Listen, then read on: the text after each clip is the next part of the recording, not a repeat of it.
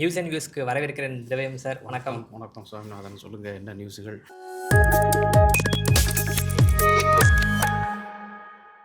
நியூஸுகள் இன்னைக்கு பெரிய பிரேக்கிங் என்னன்னா, மௌனம் கலைத்தார் ரஜினி அப்படின்றதான் இன்னைக்கு பெரிய பிரேக்கிங்காக இருக்குது. ஆதவ் அர்ஜுனா பேசியிருந்தார் இல்லையா, மார்ச் 12 அதுக்கு இன்னைக்கு ரஜினி அவர்கள் மௌனம் கலைச்சிருக்கிறாரு. அதாவது ஆதவ் அர்ஜுனா பேசினது அவதூறு கருத்து அப்படின்னு சொல்லியிருக்கிறாரு. அந்த அவதூறு கருத்துக்கு கண்டனம் தெரிவித்த அரசியல் தலைவர்கள்னு ஒரு பெரிய பட்டியலை போட்டு அவங்க எல்லாத்துக்கும் நன்றி அப்படின்னு சொல்லியிருக்கிறாரு. அதை விட முக்கியமானது கீழே ஒரு லைன் போல்டா போட்டிருந்தாரு. காலம் காத்திருந்து பதில் சொல்லும் அப்படின்ற மாதிரி ஒரு காலம் பேசாத காத்திருந்து போட்டிருக்கிறாரு. யாரெல்லாம் ஆதரவு தெரிவிச்சாலும் ஒருத்தர் பேரோட விடலை. ஆமாம், எதிர்கட்சி தலைவர் எடப்பாடி பழனிசாமியிலிருந்து நண்பர் அண்ணாமலை, ரகுபதி, அண்ணாமலை எல்லாரையும் சொல்லி எல்லாருக்கும் நன்றி அப்படி. பட் இதில் இது பதில் ஆதவ அர்ஜுனாவுக்கு அவர் சொன்ன மாதிரி தெரில, விஜய்க்கு பதில் சொல்லக்கூடிய ஒரு தருணமாக அதை பயன்படுத்திக்கிட்டாரு. ஏன்னா ரஜினி வெர்சஸ் விஜய் அப்படிங்கிறது நீண்ட காலமாக, நீண்ட காலமாக சொல்கிறது சமீப காலமாக சொல்லலாம், அது ஒரு பிரச்சனை ஓடிக்கிட்டே இருக்குது. ரசிகர்கள் தான் மோதிக்கிறாங்க அப்படிங்கிற மாதிரி பார்த்தாலும் கூட, ஆனால் உள்ளுக்குள்ளேயே ஒரு பிரச்சனை இருக்குது அப்படிங்கிறது எல்லாருக்கும் தெரிஞ்ச விஷயம். அதை இந்த சந்தர்ப்பத்தை பயன்படுத்தி திரு ரஜினி அவர்கள் இந்த அறிக்கை மூலமாக விஜய்க்கும் செய்தியை சொல்லிட்டார் அப்படின்னு தான் நம்ம பார்க்கணும். என்ன செய்தி சொல்லியிருக்கிறாரு? 2026 சட்டப்பேரவை தேர்தலில் ஓட்டு வராதுன்னு சொல்லியிருக்கிறாரா? ஓட்டு வராதுன்னு இல்லை, இவர் அவ்வளவு பெரிய மனிதர் அல்ல அப்படிங்கிற மாதிரியான, அதாவது ஆதவ அர்ஜுனா ஒரு கருத்தை சொல்கிறார் அப்படின்னு சொன்னால் அது ரஜினியை குறித்து ஒரு கருத்தை சொல்கிறார். அப்போ என்ன பண்ணணும்? விஜய் இவர் ஒரு முக்கியமான பொறுப்பில் இருக்கிறாரு, கட்சியை பொறுத்தளவு தாவேக்கை பொறுத்தளவில் மிக உயர்ந்த பொறுப்பில் இருக்கிறாரு. சொல்லக்கூடிய இது ரஜினியை பற்றி. அப்போ விஜய் உடனே ஒரு ஸ்டேட்மெண்ட்டை விட்டு நீ கவனமாக இருக்கணும், ஆதவ அர்ஜுனா அந்த மாதிரி பேசியிருக்கிறாரு, அது அந்த கருத்து எனக்கு ஏற்கத்தக்கதல்ல, அவர் ஏதோ ஒரு ஃப்ளோவில் பேசிட்டாரு அப்படின்னு சொல்லலாம். ஏற்புடைய கருத்தாக இருந்தால் அவருக்கு ஏற்புடைய கருத்தாக இருக்கலாம்ல விஜய்க்கு, அவருக்கு ஏற்புடையதில்லை. அதுதான் சொல்கிறேன், அந்த மாதிரி சொல்லியிருந்தா இதில் ஒரு பிரச்சனை வந்திருக்காது. ஸோ இது அப்போ அவருக்கு ஒரு திட்டமிடல் இருக்குன்னு வச்சுக்கிட்டிங்கன்னா இப்போ ரஜினியும் அதை பயன்படுத்த தானே பார்ப்பார். எனவே அது இல்லை, அதை ஒரு தருணமாக பயன்படுத்தி இது ஒரு அதுதான் செய்தி. நீங்கள் அவ்வளோ பெரிய ஆளு கிடையாது அப்படின்னா அது புரிஞ்சுக்கணும். சரி, ரைட், ஓகே. இப்போ இதில் என்ன விஷயம் அப்படின்னா, நேற்று என்டிஏ தலைவர்கள் எல்லாருமே வரிசை கட்டி ரஜினிக்கு ஆதரவான கருத்தை தெரிவிச்சிருந்தாங்க. அதாவது திமுகவின் மிரட்டனால் ரஜினி அரசியலுக்கு வரவில்லை அப்படின்றத என்டிஏ தலைவர்களே நேற்று மறுத்து பேசியிருந்தாங்க. ஸோ ரஜினிக்கு ஆதரவான நிலைப்பாடுனா இதுதான் அதோட அர்த்தமாக இருக்கும். மார்ச் 12 சொன்ன ஆதவ் அர்ஜுனாவின் கருத்துக்கு நேற்றைய எல்லாரும் வரிசை கட்டி பேசணும். நயினார் நாகேந்திரன், எல் முருகன், எடப்பாடி பழனிசாமி, அதுக்கப்புறமா நைட்டு அண்ணாமலை ஆகட்டும், அவர் இல்யூஷன் சொல்றாரு. ஒரே நாள் மார்ச் 17 என்ன நடுவில் என்ன நடந்திருக்கும்? 15 அது இருக்கலாம், அது இல்லாமல் இருக்காது. சரி, இது ஒரு ஸ்டாண்ட், இந்த மாதிரி ஒரு முடிவு எடுக்கிறோம் அப்படின்னு சொன்னால் அதான் அது ஒரு அறிக்கை வரப்போகுதுங்கிறது ஒரு திட்டமிடல் கூட இருக்கலாம். ஸோ அரசியலில் ரஜினி அவர்களுடைய ரோலுங்கிறது நேரடி அரசியல் இல்லாட்டா கூட ஒவ்வொரு காலகட்டத்திலையும் ஒரு குறிப்பிடத்தகுந்ததாக இருக்குது. அது என்ன பாதிப்பு ஏற்படுத்துங்கிறது 96 அப்புறம் வேறு விஷயம். ஆனால் அவருடைய ரோலுங்கிறது ஒவ்வொரு காலகட்டத்திலும் இருந்துகிட்டே இருக்கும். அவர் யாரை பகைக்கிறாரு, யாரை ஆதரவு வைக்கிறார் அப்படிங்கிறது இல்லை, பிரச்சனை அடிப்படையில் சில நேரங்களில் அவருடைய ஸ்டாண்டு மாறும். அப்புறம் ஆட்சியில் இருக்கும்போது விழாக்களில் கலந்துக்கிடும்போது அவருடைய ஸ்டாண்ட் வேறு மாதிரி இருக்கும். நேஷ்னல் லெவல்லையும் அவருடைய பாலிடிக்ஸ் பார்த்திங்கன்னா, மும்பையில் அவருக்கு நெருக்கமோ, கர்நாடகா அப்படின்னு அவருடைய பாலிடிக்ஸுங்கிறது தமிழ்நாட்டுக்குள்ளே அடங்குற ஒன்றா இல்லை, எப்போதுமே இருந்ததில்லை. அதனால தான் அவரை ஹேண்டில் பண்ணும்போதுமே எல்லாருமே ரொம்ப கவனமாக தான். பிஜேபி ஹேண்டில் பண்ணும்போதும் கூட அது ரஜினி அவர்களை பொறுத்தவரை ரொம்ப நெருக்கடி கொடுக்குறது, அழுத்தம் அந்த மாதிரிலாம் இல்லை, அதுதான் உண்மை.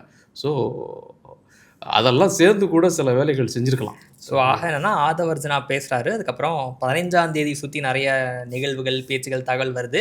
ஸோ அதுக்கு அடுத்து நடந்த எல்லாமே ஒரு திட்டமிடப்பட்ட அரசியல் நகர்வுகள் அப்படின்னு புரிஞ்சுக்கலாம் இல்லைங்களா? இருக்கலாம். அரசு தேர்தல் தேதி அறிவிச்சாச்சு, தேர்தல் காலம் என்ன, ஒரு சின்ன நகர்வு கூட அது ஒரு அரசியல் முக்கியத்துவம் வாய்ந்த ஒன்று தான். ஓகே சார், அப்படி கட்டினி அடுத்து திரும்பவும் தேசிய ஜனநாயக கூட்டணிக்கே போனோம் அப்படின்னா, இன்னைக்கு ஆர்ப்பாட்டங்கள் சேர்ந்திருக்கிறாங்க தேசிய ஜனநாயக கூட்டணி சார்பாக. பெண்கள் பாதுகாப்பு மையம் பேசியிருக்காங்க, சட்டம் ஒழுங்கு பிரச்சனை எல்லாம் பேசியிருக்காங்க. எல்லா ஊர்லேயும் ஆர்ப்பாட்டம் நடந்தது. எல்லாருமே தமிழ்நாடு சந்தித்து வரக்கூடிய பிரச்சனைகளை முன் வச்சிருக்காங்க. நீங்க அந்த செய்திகள்லாம் பார்த்துருப்பீங்கன்னு நினைக்கிறேன். அது செய்தி இருக்கு, அடுத்து நான் வரேன். மாவட்ட தலைநகரிலும் தேசிய ஜனநாயக கூட்டணி பொறுத்தளவு சென்னையில் திரு எடப்பாடி பழனிசாமி பேசியிருக்கிற அளவில், கோயம்புத்தூர்ல அண்ணாமலை, திருநெல்வேலியில் தமிழிசை சவுந்தரராஜன், அப்படி பார்த்தீங்கன்னா இப்போ சேலம் செம்மலை இது மாதிரி தேசிய ஜனநாயக கூட்டணியில் இருக்கக்கூடிய தஞ்சாவூரில் திரு டிடிவி தினகரன். ஸோ ஒவ்வொருத்தரும் வந்து திமுக அரசில் இருக்கக்கூடிய சட்டம் ஒழுங்கு பிரச்சனை, அதனுடைய தொடர்ச்சியாக அதோடு சேர்ந்த ஒன்றாக இருக்கக்கூடிய பெண்களுடைய பாதுகாப்பு, இந்த 2 விஷயத்தை ஃபோக்கஸ் பண்ணி தான் அந்த போராட்டம் ஒரு இம்பேக்ட் ஏற்படுத்தணுங்கிறது ஒன்று. 2வது, நம்ம ஒரு அலையன்ஸை ஃபார்ம் பண்ணிட்டோம், என்டிஏங்கிற ஒரு கூட்டணி வந்துருச்சு, பொதுக்கூட்டம் போட்டோம். பட் நேரடியாக மக்களை சந்தித்து ஒரு இதுக்கு ஒரு போகிறதுக்கு ஒரு வேலை வேணும்ல, ஒரு செயல் திட்டம் வேணும்ல. அதற்கு இந்த பிரச்சனையை எடுத்துக்கிட்டு இதுதான் இந்த தேர்தலில் பிரதான பிரச்சனை, நாங்கள் இந்த பிரச்சனையில் ஒன்றிணைந்து இருக்கிறோம் என்டிஏ அது அதிமுகவா இல்லாம பாஜகவா இல்லாம தேசிய ஜனநாயக கூட்டணி ஒன்னா இருக்கோங்கிறத காமிக்கிறதுக்கான ஒரு ஸ்டேட்மெண்ட் தான் இது. அப்படி ஸோ அந்த விஷயம் கொஞ்சம் வெற்றிகரமா எல்லா ஊடகங்களும் சந்திச்சிருக்காங்க, எல்லா தலைவர்களும் ஊடகங்களும் சந்திச்சிருக்காங்க, மக்களை போய் சென்றடைஞ்சிருக்குன்னு நினைக்கிறேன். அதில் மிக முக்கியமான ஒரு விஷயம் என்னன்னா, விழுப்புரம்ல அதிமுக முன்னாள் அமைச்சர் சி வி சண்முகம் அவர் பேசியிருக்கிறாரு. அவர் என்ன சொன்னார் அப்படின்னா, உங்க கனவை சொல்லுங்க அப்படின்னு சொல்லிட்டு முதல்வர் மு க ஸ்டாலின் அவர்கள் அறிவித்த அந்த திட்டம் இருக்கு இல்லையா, அது விமர்சித்து பேசுறப்போ ஒரு நடிகையின் பெயரை குறிப்பிட்டு அந்த நடிகை வேண்டும் அப்படின்னா அது பண்ணி கொடுப்பாரா அப்படின்ற தோனியில வந்து கொஞ்சம் கீழ்த்தரமான ஒரு கருத்தை பேசியிருக்கிறாரு. சொன்னார் கனவு காணும், அவர் சொல்றாரு அப்துல் கலாம் கனவு காணும்னு சொன்னார்.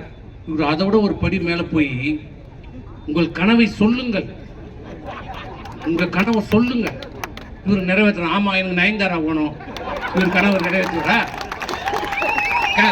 கேப்பா, நயன்தாரா எனக்கு கல்யாணம் பண்ணி கேப்பா, கனவு நிறைவேற்றுவாரா? இது நிச்சயமா வந்து இது என்ன சொல்றதுன்னா, முக்கியமான பொறுப்பில் இருக்கிறவங்க மட்டும் இல்லை, யாருமே வந்து பெண்கள் குறித்து பேசும்போது ரொம்ப கவனமாக பேசணும், நாகரிகமான கருத்துக்களை முன்வைக்கணும். ஏன் இந்த மாதிரியான கருத்துக்கள் தொடர்ந்து சமூகத்தில் வைக்கப்படுது அப்படின்னு பார்த்தீங்கன்னா, ஆணாதிக்க சிந்தனை தான். அந்த ஆணாதிக்க மனோபாவம் வந்து உள்ளே ஊறி கிடக்குது. அவர் பெரிய பதவியில் இருக்கலாம், அவர் அமைச்சராக இருந்திருக்கலாம், என்னென்ன பெரிய பெரிய வழக்குகள் எல்லாம் அவர் இருந்தாலும் அந்த ஆணாதிக்க மனோபாவம் என்னென்னா, பெண்களை வந்து குறைத்தே எப்போதுமே மதிப்பிடும். அதுதான் திரு சி வி சண்முகம் அவர்கள் பேசினதும். நம்ம முன்னாடி சொன்ன மாதிரி ஒரு பொறுப்பு மிக்க ஒரு கட்சி இருக்குது, ஒரு முக்கியமான பொறுப்பில் இருக்கிறாரு, அமைச்சராக இருந்திருக்கிறாரு, இவ்வளவு விஷயங்கள் இருக்குது அவர். அப்போ அந்த வார்த்தைகளை எப்படி கவனமாக பயன்படுத்தணும்? ஒன்று, நீங்கள் விமர்சனம் பண்ணுறதுக்கு பல விஷயங்கள் இருக்குது. நீங்கள் பேசுகிறதே சட்டம் ஒழுங்கு சம்மந்த விஷயம், நீங்கள் பேசுகிறதே பெண்கள் பாதுகாப்பு இருக்குது, அதிலே ஒரு பெண்ணை போய் நீங்கள் வந்து அந்த மாதிரி பேசுனீங்கன்னா என்ன அர்த்தம்? அந்த திட்டமே வந்து கனவு சொல்லணும்னு சொல்றேன்னா, நிறைய பேருக்கு கனவுகள் இருக்கு, அதை அடைய முடியாத அவங்களுக்கு ஏதோ தரங்கள் இருக்கலாம், அவங்க எளிய நிலையில இருக்கலாம், அதையும் வந்து ஒரு மாதிரி இழிவுபடுத்துற மாதிரி அமைது. இல்லை அதுதான் நீ என்ன சொல்கிறோ, நீ அந்த திட்டத்தை நீ கிரிட்டிசைஸ் பண்ணுங்க, இது நீ சரியாக இது பண்ணு, பிரேம் பண்ணல, ஒன்றும் தப்பு இல்லை ஆட்சியை பொறுத்து. நீங்கள் இந்த ஒரு திரைக்கலைஞரோட ஒப்பிட்டு பேசுகிறதுங்க வந்து அது வந்து எப்போதுமே ஏற்றுக்கொள்ள முடியாத ஒன்று. இந்த வன்மையான கண்டனங்கள் இன்னும் அடுத்தடுத்த நாட்களில் அவர் அதை சந்திக்கணும். அதே கூட்டிலேருந்து 2வது முறையாக நடிகை பற்றி அவதூறான ஒரு பேச்சு வந்திருக்கு. அதனால நிச்சயமாக அந்த கூட்டணி வரும் நாட்களில் கவனமாக பேசுவாங்க அப்படின்னு நம்ம எதிர்பார்ப்போம். அடுத்து என்டிஏ கூட்டணியில் இன்னொரு சமாச்சாரம் என்னன்னா, தமிழ்நாடு இல்லை பாண்டிச்சேரியில் ரங்கசுவாமி அவர்கள் அந்த கூட்டிலிருந்து வெளியே வரலாம் அப்படின்ற மாதிரி ஒரு தகவல் வந்துருக்குது. இல்லை இப்போ நீங்கள் எப்படின்னா, இப்போ நீங்கள் தமிழ்நாட்டிலையும் காங்கிரஸ் வந்து வெளியே வரலாம், டிவிக்கே வச்சு கொஞ்சம் சில கேம் நடந்துச்சுல, சில விளையாட்டுகள் நடந்துச்சு, அது அப்படி இப்படி முடிஞ்சு ஒரு 3+1 வந்து நின்றுச்சு, 25-28 ஆச்சு, ஒரு ராஜ்யசபா சீட்டு கிடச்சிது. ஸோ அதற்கான ஒரு தான் என்ஆர் காங்கிரஸை பொறுத்தளவுலையும் வந்து இங்கே ஒரு ஆப்ஷன்ஸ் இருக்கிறதுனால ஸோ அதை கையை காமிச்சு. ஆனால் எண்ணிக்கை பிரச்சனை, அந்த லட்சிய ஜனநாயக கட்சி. ஆமாம். ஸோ அவங்க கட்சிக்கு வந்து கூட்டணி சேர்க்கறதுக்கு பாஜக ஏதோ முயற்சி எடுக்கிறதாகவும் ஒரு தகவல் இருக்குது. ஸோ அவங்க வர வேண்டாம் அப்படின்னு என்ஆர் காங்கிரஸ் தரப்பில் சொல்கிறதாகவும் தகவல் இருக்குது. ஒருவேளை அவங்களை சேர்த்தோம் அப்படின்னா நாங்கள் வெளில வந்துடுவோம் அப்படின்னு என்ஆர் காங்கிரஸ் தரப்பில் பாஜக ஒரு நாள் கெடு விதிச்சிருக்காங்க அப்படின்ற மாதிரி தகவல் இருக்குது.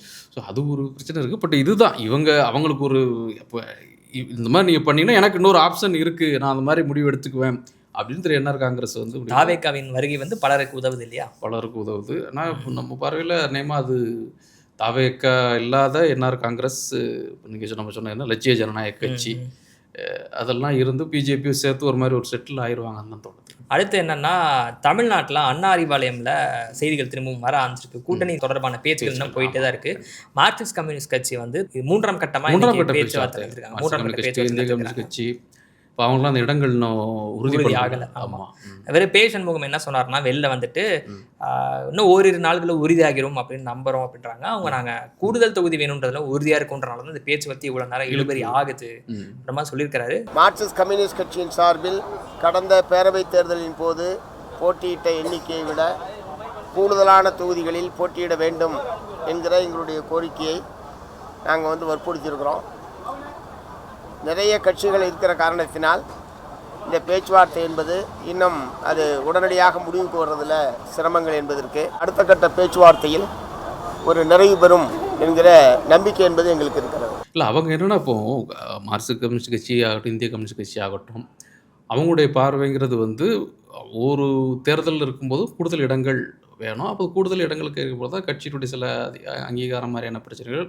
இன்னொன்று அவங்களோட எண்ணிக்கை எப்படி ஒப்பிட்டுறாங்கன்னா, இப்போ காங்கிரஸ் சொன்னாங்கல்ல, காங்கிரஸ் பற்றி பேசணும்னு நீங்கள் சொன்னனால சொல்கிறேன். அவர் என்ன சொன்னார், நீ காங்கிரஸ் எவ்வளோ வேணாலும் கொடுங்க, அதை பற்றி நான் கேட்கல, நீங்கள் 60 கூட கொடுங்க, 23 20 கூட 25 28 ஆக்குனீங்க, அதை பற்றி பிரச்சனை, 60 தொகுதி கூட கொடுங்க, எங்களுக்கு பிரச்சனை. நான் எங்களுக்கு உண்டான தொகுதியில் நாங்கள் எங்களுடைய வலிமைக்கு ஏற்ப நாங்கள் கேட்குறோம், எங்கள் வலிமைக்கு ஏற்ப நீங்கள் அதை கொடுங்க அப்படிங்கிறதா இருக்கு. ஆனால் வந்து கடந்த முறை போன்ற 6 தான் அவங்களுக்கு கிடைக்கும் போல தெரியுது. ஏன்னா அவங்க 5-4 சொல்றதுனால கடந்த முறை கிடைச்ச தொகுதி கூட கிடைத்தால் போதும் என்று கேட்கக்கூடிய அளவில் தான் இப்போ இருக்குது. எனவே 6 தான் அவர்களுக்கான இது. அதில் 1 குறையது கூட வாய்ப்பு இருக்கே தவிர 6 தாண்டுவதற்கான வாய்ப்புகள் 6 கிடைத்தாலே வந்து அவங்களுக்கு பெரிய விஷயமா தான் இருக்கும்னு நினைக்கிறோம் இல்லையா தற்போதைய சூழல்ல. அது அப்படி ஒரு சூழலுக்கு தான் திமுகவும் கொண்டு வர முயற்சி பண்ணுறாங்க மாதிரி தான் தோணுது. இப்போ நடக்கிற பேச்சுவார்த்தையில் இருக்குது. பட் அவர்களுக்கு தகுதி இருக்கா இல்லையாங்கிறது, அவர்கள் கூடுதல் தொகுதியில் கொடுக்கலாம்ங்கிறது வேற ஒரு பார்வை. நீண்ட காலம் அவங்களோட பயணிக்கிறாங்க, கூடுதல் தொகுதியில் கொடுக்கலாம்ங்கிறது வேற. பட் திமுக இடத்துலேருந்து யோசிச்சு பார்க்கின்ற பொழுது அவர்களும் வந்து எல்லாருக்குமே கொடுத்துட்டா நமக்கு ஒரு சில சிக்கல்கள் ஏற்பட்டு விடக்கூடாது அப்படிங்கிற விஷயம் இருக்கும். அவங்களும் அவங்களோட கேடர்ஸ் எல்லாம் அவங்களுடைய நிர்வாகிகளுக்கு ஆட்சியில் பங்கு வந்து நின்றுவாங்க. அந்த ஒரு பிரச்சனை இருக்கு. இன்னொன்று அவர்களும் கொடுக்கணும்ல, திமுகவினரும் வந்து அவருடைய நிர்வாகிகளுக்கு இடங்களை கொடுக்கணும். நான் இடம் சொன்ன பிறகு சில பிரச்சனைகள் இருக்கு. அது வேற இருக்கு. என்னென்ன தொகுதின்னு முடிச்ச பிறகு நம்பர்ல தான் இப்போ நிக்குது. அதனால அந்த நம்பர் சீக்கிரம் முடிச்சிருவாங்கன்னு நினைக்கிறேன். மேபி அடுத்த சிட்டிங்ல சிபிஐஎம் முடிச்சிருவாங்க. சிபிஐ முடிச்சிட்டாங்கன்னா ஆப்வியஸா சிபிஐயும் கையெழுத்து போட்டுருவாங்க அப்படின்னு நினைக்கிறேன். பார்க்கலாம். நிறைய செய்திகள் இருக்கு. பெரிய செய்தி அப்படின்னா ரஜினி அவர்களுடைய அறிக்கை தான் இருக்கு. இதுக்கு ஆதவ பதில் சொல்லுவாரா மாட்டாரா, விஜயும் பதிலுக்கு ஏதாவது மௌனத்தை கலைப்பாரா இல்லையா அப்படின்றத நம்ம நிச்சயமா அடுத்த நியூஸ் அண்ட் வியூஸ்ல இதே மாதிரி கொஞ்சம் விரிவா பேசுவோம் சார். நிச்சயமா. நன்றி.